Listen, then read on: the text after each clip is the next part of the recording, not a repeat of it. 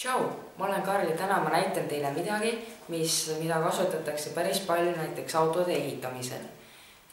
Autode ehitamisel on tihti vaja jõudu tugevamaks teha või siis hoopis jõudu kiiremaks teha ning vahel on selle suunda vaja muuta.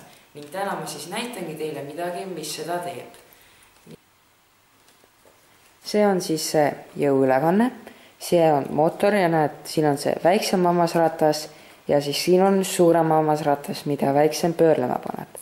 Ja kui ma nüüd selle käima panen, siis te näetegi, et see väiksem hammasratas liigutab suuremat ning seetõttu ongi siis need rattad pöörlevad tugevama võimsusega, aga aeglasemalt.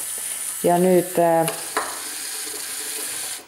kui need hammasrattad oleks vastupidi, näiteks see mootor paneks suurema liikuma ja see suurem paneb väiksema liikuma, siis oleks see auto hoopis kiirem, aga seevastu ei oleks see enam nii tugeva jõuga.